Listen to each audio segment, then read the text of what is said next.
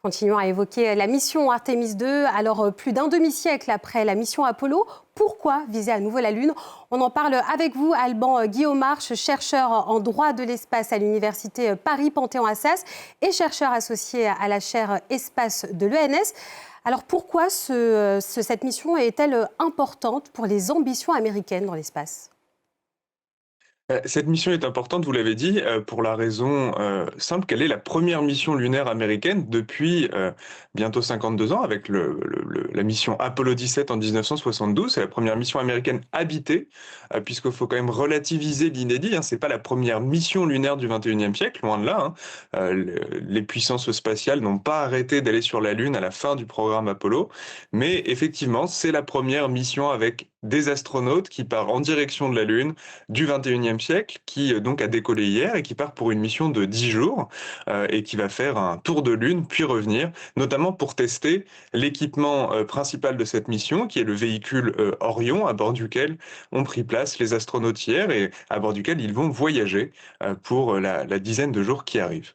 Vous évoquez le véhicule Orion. Qu'est-ce qui va se passer pour ces astronautes? Quelle est leur mission? Leur mission pour l'essentiel est de tester la cabine. Donc le paradoxe, c'est qu'effectivement, le cœur de la mission, c'est de vérifier que le voyage se passe bien. Le voyage se passe bien à la fois sur le lancement, hein, donc cette phase-là a eu lieu hier, et aussi sur la réentrée atmosphérique qui aura lieu dans 10 jours, pendant laquelle le véhicule Orion va rentrer sur Terre, traverser les couches atmosphériques et réatterrir. Donc en fait, le principal objectif de cette mission, c'est bien de tester la capsule, de vérifier que tout se passe bien et qu'elle est adaptée à des voyages vers la Lune future.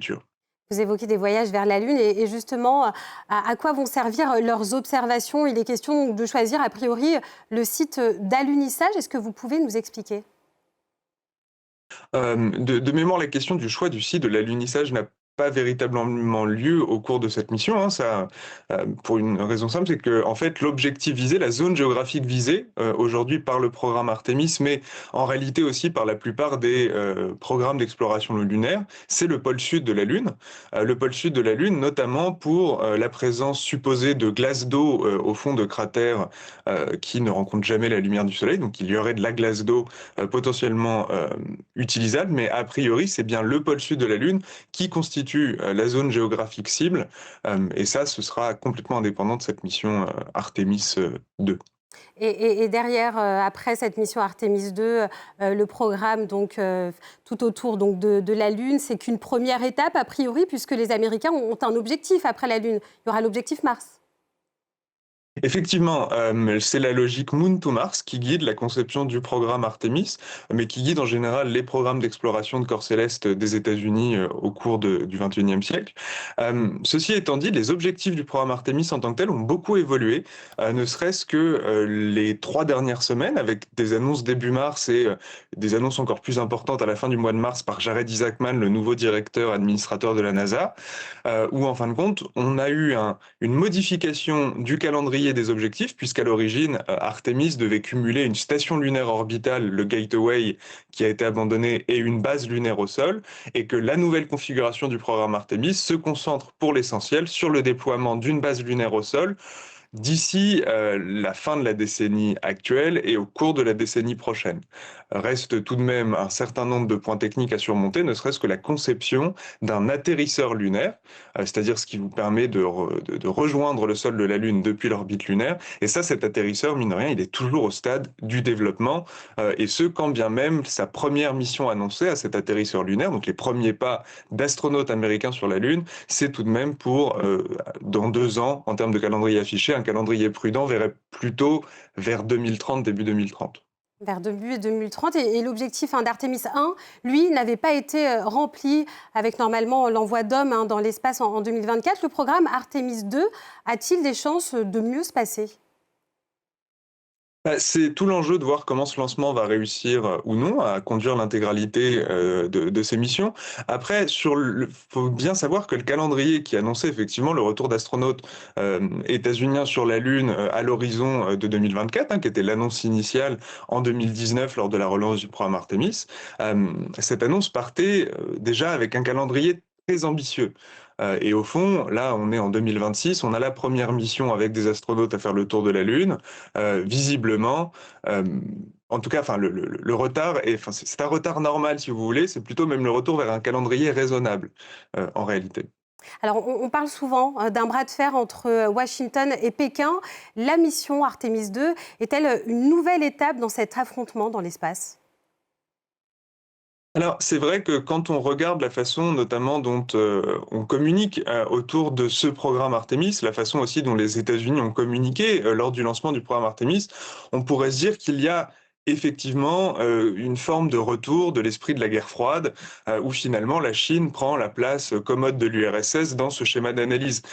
La vérité est peut-être légèrement plus nuancée, en fait, il y a effectivement il y a effectivement 2 programmes majeurs qui visent la Lune. On a Artemis d'un côté et le programme ILRS de l'autre, hein, donc International Lunar Research Station. Artemis, c'est le programme coopération États-Unis et partenaires, tandis que l'ILRS, c'est le programme d'exploration lunaire Russie-Chine plus partenaires. Donc on a en tout cas 2 grands blocs qui effectivement se dirigent vers la Lune. Mais il faudrait, bien avoir à l'esprit qu'en réalité, on a une internationalisation de ces ambitions lunaires. Il n'y a pas que les États-Unis, il n'y a pas que la Chine et la Russie qui visent actuellement la Lune. Pensez ces dernières années aux missions japonaises, aux missions indiennes et à l'ensemble des programmes d'exploration robotique de la Lune qui sont en cours de développement.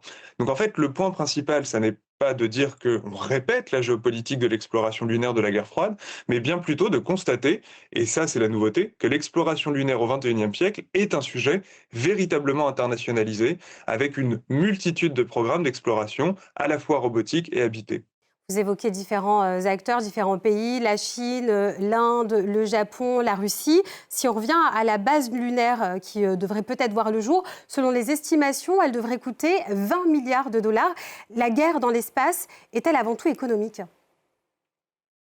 Il y a un enjeu budgétaire évident. Ces grands programmes d'exploration spatiale, que sont le programme Artemis, enfin, dont catégorie à laquelle appartient le programme Artemis, ces grands programmes d'exploration coûtent très cher.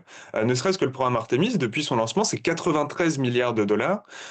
Et à titre de comparaison, on estime que le budget global de Apollo, toutes sommes confondues, on est à 250 milliards de dollars. Donc on voit qu'on est à un peu moins de la moitié de ce qui a été dépensé pour Apollo au tout début du programme Artemis. Donc sans doute 20 milliards, le chiffre que vous évoquez à l'instant, est une estimation prudente, hein, les budgets seront sans doute plus élevés. Donc tout l'enjeu, effectivement, sur des programmes d'exploration habités, c'est de réussir à disposer des finances nécessaires pour lancer ces programmes. En réalité, il y a un autre mode d'exploration spatiale qui est beaucoup moins coûteux sur le plan budgétaire et même en réalité aussi sur le plan environnemental, qui est l'exploration robotique. Et là, on est sur des missions qui sont à quelques centaines de millions de dollars ou d'euros et qui ont un budget bien moins important que pour faire du vol habité, c'est-à-dire du vol avec astronautes comme l'a fait Artemis 2 hier soir. Donc en fait, tout l'enjeu de la capacité budgétaire repose sur le dimensionnement du programme et ce choix fondamental à la base, astronaute ou pas astronaute. Alban Guillaume Marche, merci à vous d'avoir été l'invité d'À la Une et de France 24 ce matin.